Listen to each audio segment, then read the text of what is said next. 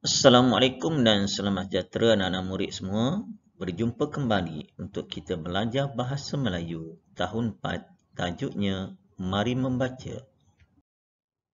Objektif pada hari ini ada dua yang cikgu harapkan daripada anak-anak murid semua. Yang pertama, murid dapat membaca dan melengkapkan kandungan cerita. Yang kedua, murid dapat menyatakan nilai murni berdasarkan ayat yang dicetak berwarna. Kemahiran pada hari ini ialah kemahiran membaca. Lihat paparan gambar, membaca membina minda. Membaca jambatan ilmu. Banyak perkataan yang kata-kata hikmat yang berkaitan dengan baca. Jadi untuk mengetahui lebih lanjut, mari kita belajar tajuknya pada hari ini. Seronoknya kalau dapat pergi ke perpustakaan ataupun pergi ke pusat sumber. Kita dapat membaca buku cerita yang kita rasa seronok, dapat memberikan kita hiburan dan dapat memberikan kita ilmu. Untuk makluman murid-murid, banyak sangat faedah membaca. Antaranya, ia sebagai senaman otak. Juga kemahiran menulis yang baik. Dapat meningkatkan tumpuan dan fokus. Memperkayakan bahasa. Menambahkan pembendaraan kata. Membina kreativiti. Mengurangkan tekanan dan menstabilkan emosi. Dan secara tidak langsung ia memberi hiburan yang santai tetapi menarik. Meningkatkan empati. Jadi banyaklah faedah membaca ni. Sebab tu Nabi Muhammad kata, tuntutlah ilmu sampai ke negara China. Tuntutlah ilmu sampai ke liang lahat. Orang dah tua, orang dah pencen pun digalakkan membaca. Jadikan ikon negara kita iaitu Tun Dr. Mahathir sebagai ikon membaca walaupun telah berusia 96 tahun. Mari kita baca bersama-sama buku teks tahun 4. Apakah kandungan yang ada pada hari ini? Kamu membaca buku cerita apa, Hadif? Ceritakanlah kepada saya, rakan nak mengetahui. Apakah jawapan yang akan dijawab oleh Hadif?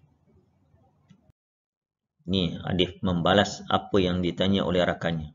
Saya membaca kisah masyarakat rerama yang bijak. Mereka bekerjasama dalam melakukan setiap perkara. Sikap kerjasama dan prihatin mereka menjadikan kawasan mereka cantik dengan bunga-bunga yang hidup subur. Dengan ini, bekalan makanan untuk mereka pun bertambah.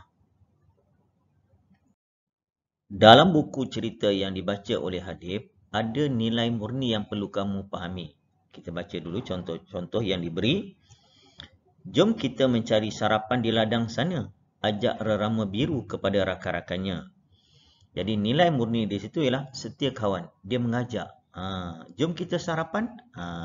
Nampak? Itu yang pertama. Nilai murni ni setia kawan. Baiklah. Kami juga sudah lapar. Lagipun, petang semalam hujan turun dengan lebatnya. Kami tidak dapat mencari manisan daripada bunga-bunga di sana, kata rerama kuning mewakili rakan-rakannya yang lain. Mereka pun terus terbang bersama-sama menuju ke ladang bunga di kaki gunung. Apabila tiba di sana, keadaan sudah berubah.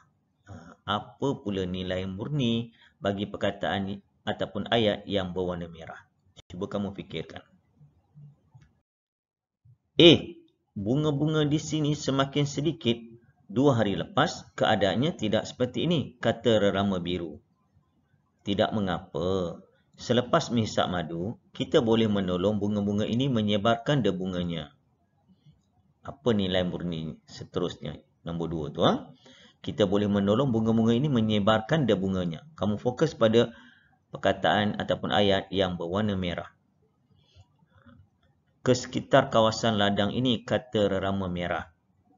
Baiklah, mari kita mulakannya bersama-sama, ajak rerama biru. Apa nilai yang ketiga pula? Seterusnya, untuk nilai yang keempat, ayatnya berbunyi begini. Mereka pun sibuk terbang ke merata-rata tempat di kawasan ladang tersebut. Apa nilai murni? Beberapa minggu kemudian, ladang tersebut mulai cantik dan berwarna-warni dengan pelbagai jenis bunga. Bekalan manisan sudah mereka pun bertambah. Ini merupakan latihan kepada kamu untuk hari ini, iaitu tuliskan nilai murni berdasarkan ayat yang diberi.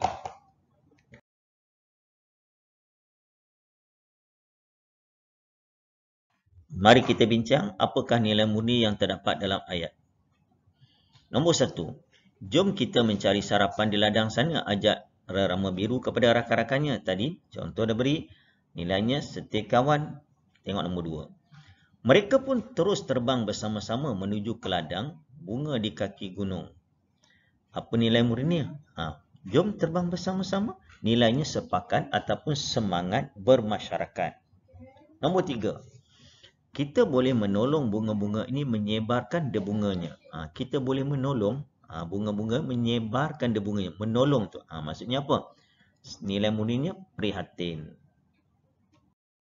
Nombor 4. Mari kita mulakannya bersama-sama, ajak Rama Biru. Nilainya, mari kita mulakan bersama-sama.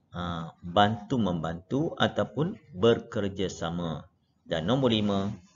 Mereka pun sibuk terbang ke merata-rata tempat di kawasan ladang tersebut. Nilainya apa? Kerajinan ataupun kegigihan.